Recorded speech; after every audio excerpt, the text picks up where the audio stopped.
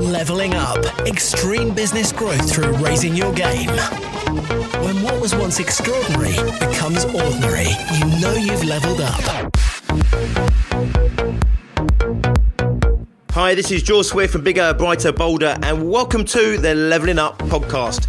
The Leveling Up Podcast is here to give you the personal development, the entrepreneurial development, and the business growth that you, the ambitious business owner, desires. I'm here to give you the motivation, the inspiration, but above all else, as always, to challenge your aspirations to take you and your business to the next level. Don't forget, subscribe to this podcast and never miss an episode.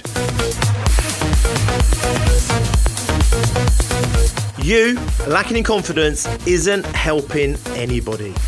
If you are a business owner, and like many business owners, you are aware that you lack confidence, maybe in certain areas of your business, maybe you lack confidence in all areas of your business, maybe you lack confidence in yourself as an individual, then this episode is designed specifically to give you a rocket up your arse and to give you a bit of a shake up, hold you by the lapels and say, listen, you lacking in confidence isn't helping anybody. It's not helping you. It's not helping your customers. It's not helping your family. It's not helping the world at large. So why would I say that? Because subconsciously, unconsciously, there's a part of you that feels that actually your lack of confidence is helping you. Otherwise, why would we have a lack of confidence? I talk a lot about evolution. I talk about how, not just our thumbs and our ears and our nose, not just those things evolved, but our brains evolved, our minds evolved, our consciousness evolved, but also how all of our emotions evolved. How we see the world, why we see the world the way we do. And why would we have fear, doubt? Why would we have uncertainty? Why would we distrust someone or trust someone? Why would we have joy, happiness, lust, desire? Why would we have disdain and distaste? Why would we have a lack of confidence? Why would that exist? How would that serve us? Well, evolutionarily speaking, it's really simple. If you didn't have confidence in something, it was because you hadn't earned that confidence in yourself to do something, and therefore to put confidence into taking action would be foolish. And ultimately, if you're not up to the task, you don't want to be doing the task because in our evolutionary past, you would have perished. So our lacking confidence in something meant that we would be aware of our own limitations, our own abilities, and therefore we could protect ourselves from taking action that fundamentally could have killed us back then. So like everything in evolution, it either A, didn't have any negative impact on us and therefore it kind of came along by accident, or more often than not, it had a specific positive purpose. In other words, it helped us. People that had that ability to lack confidence survived when those ancestors that didn't have the ability to lack confidence would have died. You and I, we both come up to a ditch. Let's go back, millions of years. This is long before we could communicate and talk, and long before we could problem solve, long before, we even had any kind of self-awareness. But we would walk up to this ditch, and this ditch, 8 feet across. I've grown up and I've jumped my whole life. I grew up in a place where there's lots of ditches and we had to jump ditches all the time. I've learned that I can jump comfortably 8, 9, maybe even 10 feet. You, however, maybe you evolved in the plains. You never had to cross ditches like this. And therefore, when we approach this ditch, we approach with very different perceptions. I see it as something that I can jump over. I have this absolute awareness that I can jump over it. I wouldn't be thinking in the same ways that we're thinking now. I wouldn't be problem solving. I wouldn't be thinking, okay, well, that ditch is about 8 feet. I can remember doing 10 feet, so I should be able to comfortably do 8 feet. It's a little bit boggy, a little bit muddy, so I can take that into consideration. There's a possibility I could slip on the way in. And you wouldn't be thinking like that, okay? This is going back to when we were very much more animalistic in our nature. In your unconscious, just like in your dog and in your cat and the birds and everyone else, there's a computer database that just stores information and cross-references all that vast amounts of data with the external world as you come across it. And based on that data and based on the algorithms, it will either give you the impulse, the chemistry set, the motivation to jump or to not jump. And in this set of circumstances with me, I would jump without really giving it too much thought. With you, however, you would go in, the algorithms would go in, cross-reference the data with what you're being presented with. you would not have that certainty that I had. And therefore, you would be right to lack confidence in your ability to make that jump. And if you saw me make that jump, it would give you a little bit more confidence that it was possible to do, but you may well not attribute my ability to jump that gap with your ability to jump that gap because you've never done it before. So you'd be right to lack confidence. I would be right to have confidence. Now, once you've decided that the only way forward is to jump that chasm, to jump that gap, you don't want that lack of confidence anymore, because that lack of confidence is what's trying to pull you back from taking action that's going to harm you. But once you've decided that the only way forward, that the right course of action is to leap this gap, now you don't want that lack of confidence because it's holding you back. It's more likely to make you not commit 100% of everything to jump in the gap. And if you've never jumped 8 feet before, you don't know if you can jump 8 feet, the last thing you want in your head, if you've decided that jumping 8 feet is the only way forward or the right way forward, the last thought you want is, can I do this? I'm not going to do this. And the doubts and everything else. You want 100% conviction to your cause if you're going to make this jump. Are you going to be right? Are you not going to be right? Are you going to make it? Are you not going to make it? Well, you won't actually know until you get to the other side or not get to the other side.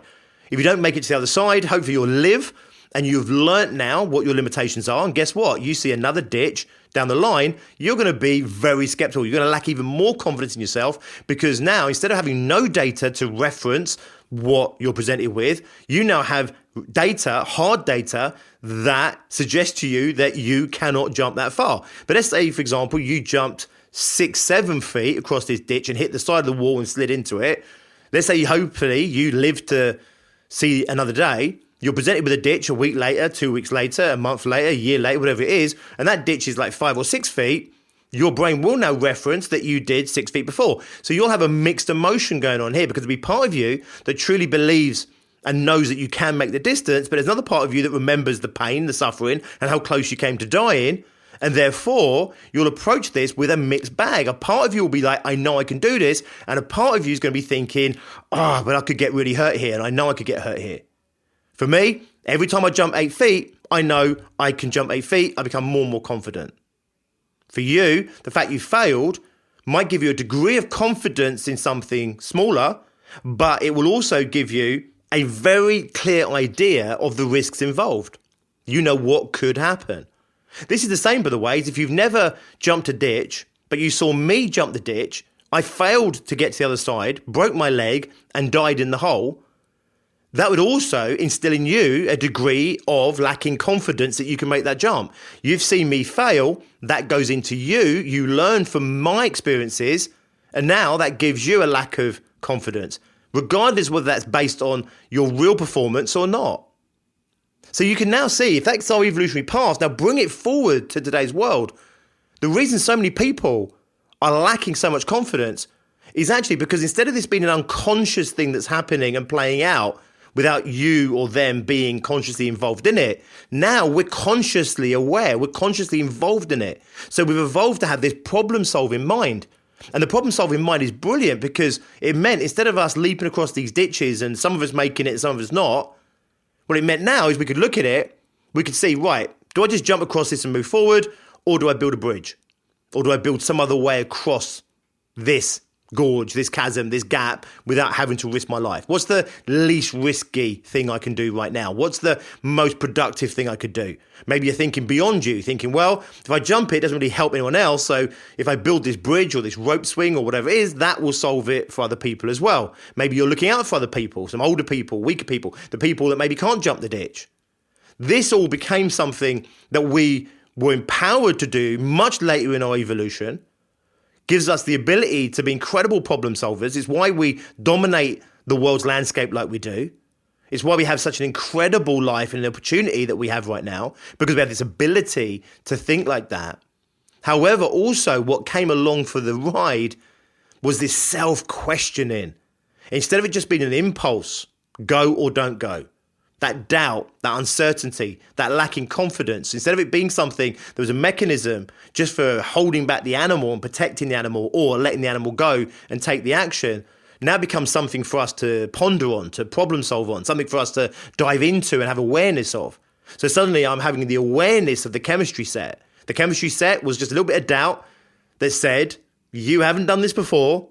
You could get hurt here. Let's hold back a bit. Now we're completely aware. We're completely conscious of those processes. And we dive into those processes and analyze those processes. They magnify. And what happens is we learn from that. So if I start to ponder, dwell upon my lacking confidence in something like jump in the ditch, actually I'll create more data saying that I can't do that ditch, but also that information will get cross-referenced into other areas of my life. So the more I analyze it, the more I have the opportunity and the ability to dispel it. I can sit there and say, you know what? I didn't make it that time. The ground was a bit muddy. I was not limbered up. I wasn't warmed up. I had a belly full of food, or I was low on blood sugars, and it was this and that and the other. And give me a different set of circumstances, I think I probably could have made that jump. It gives us the ability for us to really sensibly assess our performance. But instead of people sensibly assessing their performance, most of us just go straight into that place, which is, I'm no good at jumping. And not just I'm no good at jumping, potentially it could knock on into I'm not very good at a lot of other things as well. It could be all physical things. It could be all things. It could be me as a human being. I'm not confident in myself to be a fully functioning human being. So we need to make sure that we use this incredible power that we have as self-aware human beings with great consciousness and problem solving. And we need to use that part of ourselves to empower ourselves to be higher performing individuals, rather than using that to somehow infect us with either greater levels of lacking confidence, greater levels of doubt, greater levels of uncertainty in ourselves. So when we look at a situation where we go out and do something for the first time and we fail, we have an opportunity here to say either I'm no good at that, and then write off any opportunity to do that again in the future. Or we look at it and say, well, it was my first time. I could be good at that. I can see where I wasn't as good as I could have been. I can see how I can improve upon that. And if I'm being a rational human being, I was kind of kidding myself that I was going to be good at this first time round. And then you're empowered to go out and do it again. But what happens unconsciously and what happens consciously are two very different things often. Unconsciously, oh my God, that was terrible. I'm no good at that. I'll never do that again. Consciously, of course I wasn't going to be very good. It's my first time. It doesn't mean anything. It's not the end of the world. I can fix this. I can get better. I can do this moving forward. We often don't get consciously involved in our own learning in that way. It's been calculated that between 95 and 99% of everything we think, feel and do is unconscious. Therefore, also 95 to 99% of everything we learn is also going in unconsciously. Who we are, what we're capable of achieving, what's right, what's wrong. 95 to 99% of that is going in unconsciously. We're not consciously filtering the information, the education. We're just trying to get through our life. We're still that caveman. We're still that ancestor. We're still that shrew, our ancestral shrews running around the shrubbery, trying to just get by, trying to just get to the next bit of safety. But we have this amazing capacity to be involved in our learning, involved in who we are, involved in what we take from any success or any failure. It doesn't have to be an automatic response. So if you're lacking confidence right now, the chances are it's only because you've unconsciously learned to lack confidence in yourself, either in one area of business or life, or all of life or business as a whole. So I want you now to get really proactive in your own education about yourself. When you do something you're not very good at, is it because you're no good at it? Well, maybe, but is that the be all and end all? Is there another reason why you're no good at it? Well, I'm no good at it because I haven't done it in a long time. I'm no good at it because I haven't done X, Y, Z. I can't jump 8 feet across a ditch because I haven't done any exercise for the last 6 years. I'm about 4 stone overweight. I smoke and blah, blah, blah. So of course I can't jump over that ditch. It doesn't mean anything about myself. If I want to jump over that ditch, all I need to do is lose some weight, get fitter, get healthier, come back. I can jump this time next year. Now, you can decide whether or not you want to do all that to jump a ditch, but you understand one is empowered and one is disempowered. I can't jump ditches. I'm no good at jumping ditches, or I'm no good at anything physical is massively disempowering. I could be good at jumping ditches. I could be good at something physical, but I understand why I'm not. And if I did this and this, I could be. Now I have a choice.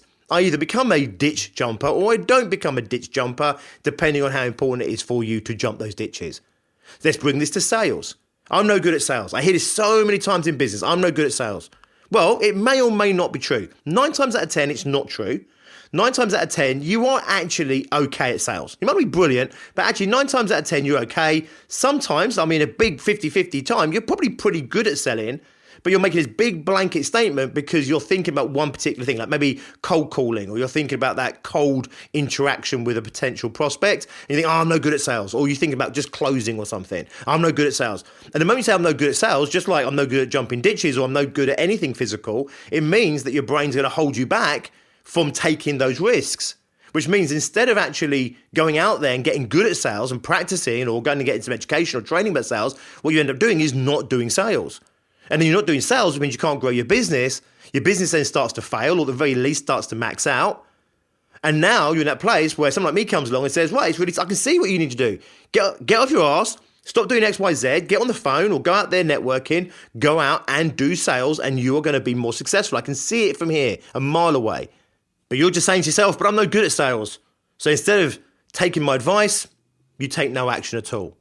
And the situation continues to move forward. Maybe you do listen. Maybe this time you think, you know what? He's right. I am no good at sales. I am no good at sales. But you know what? I do need to get good at sales. So you go out there and you do sales. But you're lacking massive confidence because you know you're no good at sales. So you take that lacking of confidence in sales into the sales meeting. So of course, the other person picks up on that. Your behaviors are very different when you go into something with loads of doubt and uncertainty or fear. So inevitably, you fluff the sale.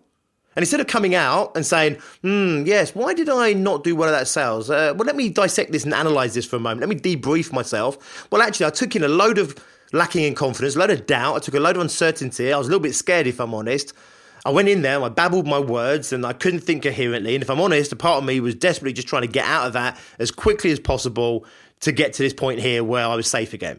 Instead of doing that, you come out saying, oh my God, that's so painful. I hate sales. Sales is horrible. I'm no good at sales. And you've doubled down on your position, and then you're even less likely to do sales again. So one of the hardest things in life is to go out there and fail, but fail in a way that empowers you to continually keep going back out there, because evolution is working against you. Evolution is saying, right, if something didn't work once, let's not do that again. Because in the animal kingdom, in our evolutionary past, if I tried to jump that ditch and I failed the first time, but I do survive it, I may kill myself the second time or the third time. So I'm better off just not jumping ditches. But in today's world, there's so many things that we could get good at. There's so many things we can develop. There's so many things we could problem solve around if only we felt empowered enough to go out there and actually do it. So I want you to understand this. You lacking confidence is just an accident.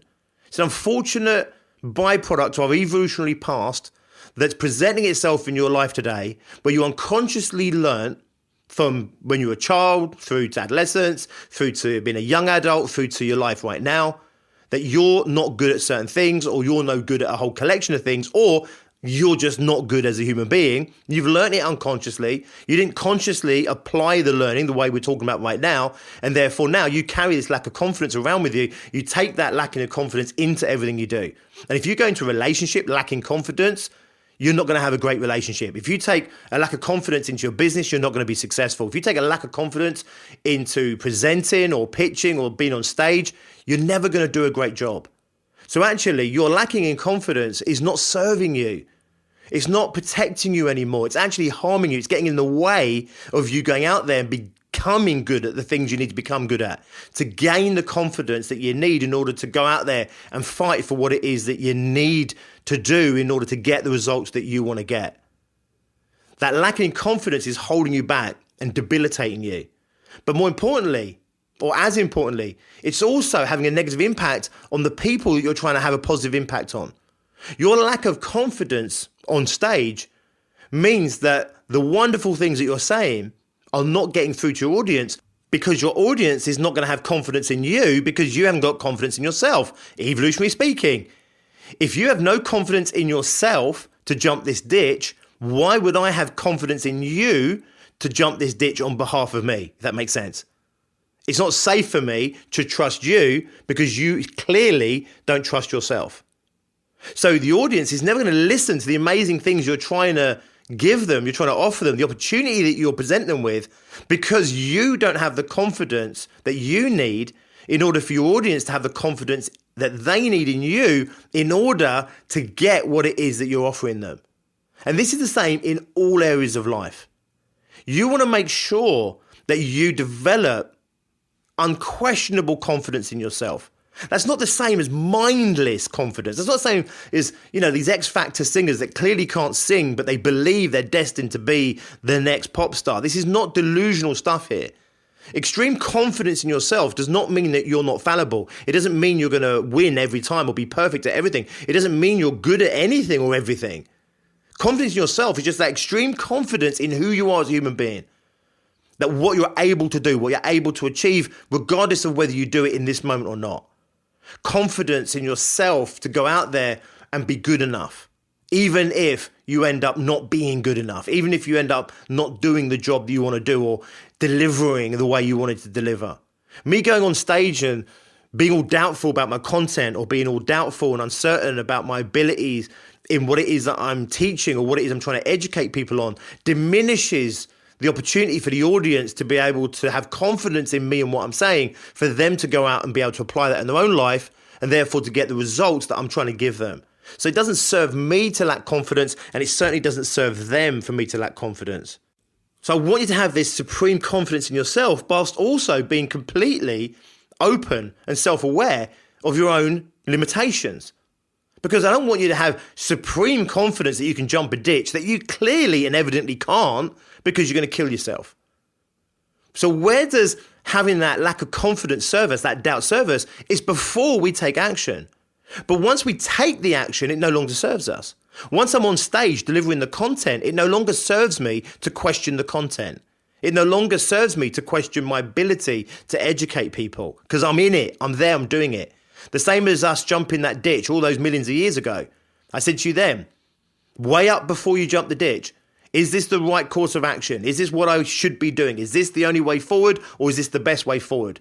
Once you've weighed that up, once you've made the decision, get your head down. Confidence or lacking in confidence is only going to hold you back or push you forward. If I give it everything I got and have total and utter confidence in myself, I've got a much better chance of clearing that ditch than if I take all that wavering, all that doubt, all that uncertainty, and take that into the act of jumping that ditch. The last minute, I'm going to maybe put the brakes on, try and stop, and end up going headfirst straight down the ditch and killing myself. Maybe instead of committing 100% to jumping this ditch, I end up holding back a little bit and only giving it 70 or 80%, again, sending me to the bottom of that ditch and my own death. When I'm on stage, question before I get on the stage, is this the right thing to do? Is it the right action? Is this going to serve me? Is this what I need to do? When you are delivering content, question the content. You can lack some confidence around that content, because what's that going to do? That's going to get you to assess that content. It's going to make that content better. But once you've decided this is the content and this is the delivery mechanism and this is when I'm doing it, there's no need for any lack of confidence. It doesn't serve you in any way, shape or form. You can condition that out of yourself. You can condition yourself that you can have all the doubts in the world before you go out there and take action. But the moment you decide, and the moment you're in it, and the moment you're taking the action, you no longer have any doubt, any uncertainty, because it's only going to hold you back. So for me, when I do big events, quite often I can be plagued with lacking confidence, either in the content that I'm going to be sharing with them, or lacking the confidence that I can deliver this or get the impact that I want. Sometimes when I'm creating content for the big events we run for our club, we've got all our members show up in one place and it's a whole day event, and we're bringing this incredible content. I want this event to be amazing, and I want this event to be a real kickstart to the year, or a kickstart to the second half of the year. We run these typically twice a year. And I want it to be amazing. I want to have the impact, and I know the outcome I want to have, and I know the journey I want to take them on, but I'm just, is it going to work? Am I going to get that result? Is this going to hit the mark? It's great. It's okay to have that in that moment. It's like a comedian doubting his joke is funny before he goes on stage. That's fine, right? Before you commit to it, before you start, getting on stage and delivering that joke, it's okay to question it, because the questioning it will make it better. You'll look at it and say, right, is it funny? I don't know if it's funny. But instead of saying, I'm not funny and not going and becoming a comedian, the comedian sits and says, I don't know if that's funny. Let me test it. Let me test it on an audience. Or let me see if I can rework it to make it funnier. And then when you end up with something, you think, you know what, that's the joke.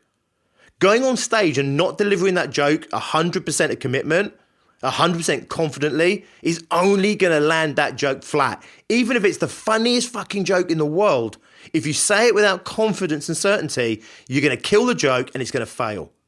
Equally, I've seen comedians deliver not that great jokes with supreme confidence and authority, and it still seems funny because of their commitment to that joke. Does this make sense? What can we learn from this? It's okay to lack confidence in certain things, right? I don't want to even necessarily think of it as lacking confidence in my content. It's more like I have doubt that this content is good enough right now. I have doubt that this joke is funny enough. I have doubt that this event is going to have this outcome. I have doubt that this Christmas gift that I've bought my partner is going to be good enough. It's okay to have those doubts. But then the moment you commit, the moment you say, right, this is what I'm going to do. I'm going to deliver this joke. I'm going to give this present. At that moment, it doesn't serve you to carry that doubt. If I give this present that I've really questioned over and I'm doubting whether it's the right present or it's going to hit the mark, or I'm doubting I've done enough, or maybe I'm doubting I've done too much, whatever, right? Once I decide that that's the present to give her, if I go out there with my lack of confidence and give her this present and go, here's your present, and she can see it all over my face and the angst and the anguish of my lack of confidence in what I'm doing, she opens it. It could be the greatest fucking gift in the world, but she's opening it lacking confidence in it herself, which means that you're actually taking away her ability to actually have a great time with that present. Does this make sense? You're instilling the doubt in her. Now, I'm using this as different examples from different angles. Jump in a ditch, giving a Christmas present, going on a sales meeting, standing up on stage, going in front of a camera, doing a live on social media. Whatever it is that you're doing, it's okay to have the doubt before you do it. It's okay to have the doubt when you're planning it. It's okay to have the doubt when you're engaging all of that problem-solving part of who we've evolved to become. It's okay to have those doubts. But those doubts are not the same as lacking confidence in yourself. It's not the same as you're not being good enough. That doubt is saying, right, you know what? I have to look at it again. Can I make it better? Can I make it more impactful? Can I make it have the effect that I want it to have in a better way or in a bigger way? Once you make a decision to go, you go. Once you make a decision to jump that ditch, you're going to jump that ditch 100%. Will you land on the other side? Hopefully. Will you always succeed? Of course you won't. Very little we do in today's world, however, is life and death, like jumping that ditch. It's okay to fail. And when we fail, we go back and we learn and we apply ourselves to the learning. We don't just sit and say, oh my God, I'm no good at speaking on stage. Oh my God, I'm no good at giving Christmas presents. Oh my God, I'm no good at sales. Oh my God, I'm no good at jumping ditches. You don't do that. What you do is you say, right, in that set of circumstances, let's have a debrief. In that set of circumstances, why didn't we get the result that we wanted? There's reasons for that. And it's not because you're no good. It's not because you're shit. It's not because your content's shit. It will be because of something, a part of something, a bit of something, a connection of different some things that come together that didn't quite work. Much will work. Much was right. Some of it wasn't right. The outcome wasn't what you wanted. How do I learn? How do I reapply? I can have the doubts again. Right, okay, next time. Should I be launching faster? Should I be jumping higher? Do I need more of a run up, less of a run up, different shoes? All that, okay? All that doubt that comes from that lack of confidence is fine. Until you come to jump, and once you made a decision, you're going to jump with everything you've got. It's good for you. It's good for everyone around you. It's good for your audience. It's good for your business. You will be more successful. And I promise you, you'll have a much better quality of life. Stop feeling like you lack confidence in something and start actually assessing what it is that you do know, what you don't know, what you're good at, what you're not so good at, and problem solve how you can get the best possible result. You can then doubt that for a while to make it better, to hone it, to polish it, to improve upon it. And then when you go for it, you commit 100%. Your lacking confidence isn't helping anybody. Thanks for listening. As always, I really appreciate you taking the time out of your day to listen to my content. To repay you, I'm absolutely committed to giving you the best possible content I can through this podcast to help you, the small ambitious business owner, to continue on that journey of entrepreneurism and ultimately to create the life and create the success that you want to have. If you are a small, ambitious business owner and you want to take yourself and your business to the next level, don't forget Bigger, Brighter, Bolder can help you do exactly that. Whether you are just launching your business, you want to make sure you're launching with your best foot forward, you want to make sure you've got the right business model in place, pricing in place, target market in place, the right mindset and attitude in place, then our Success Groups has a group specifically for you. If you are in business doing 20, 30, 40K, maybe even 50 or 60K, and you want to build that business, build it to 100K plus, we've got groups with people in like that right now that would love to have you on their journey with them. If you've already achieved 100K plus, maybe up towards even $500,000, and you want to scale that business and take it to the next level, again, we've got groups with ambitious business owners just like that waiting for you. We help business owners achieve the results that they want to achieve. But that's launching a business with the right mindset, the right attitude, the right product, the right pricing, with the right business model in place, whether that's building a business to 100K plus or scaling your business from 100K plus maybe to that first million, or the very least to give you that quality of lifestyle that you always wanted to have. We've got groups waiting for you. We hold you accountable to doing what you need to do. We motivate you. We help you set your goals, your vision. We help you with sales. We help you with motivation, momentum. We help you collaboratively with ideas. We help to problem solve your business, problem solve the challenges that you're currently facing. And fundamentally, we keep you moving forward. And the only thing that stands between you and wherever it is you want to get to, no matter how big a goal or dream and ambition that you have, is solving a series of problems and taking a sequence of action and steps that you need to do in order to achieve those outcomes. The difficulty is, what are the steps you need to be taking now? What is it you do know? What is it you don't know? What is it you do need to know? What is it you can forget about? Fundamentally, how do you fast track yourself from where you are to your next level up? Let us help you on that journey. Go and check us out, biggerbrighterbolder.co.uk. Also, if you're ready for a conversation, you want to talk to us about how we can specifically help you in your business, then please do reach out to Tracy Miller, my partner in life and in business. And you can reach her at tracy.miller@biggerbrighterbolder.co.uk. She would love to hear from you. I'll drop those links into the descriptions of this episode, as well as some links to some other resources to help you on your onward travels. I will see you here next time. Until then, as always, be successful.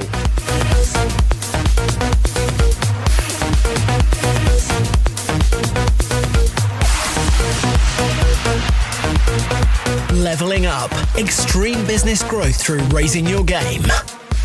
When what was once extraordinary becomes ordinary, you know you've leveled up.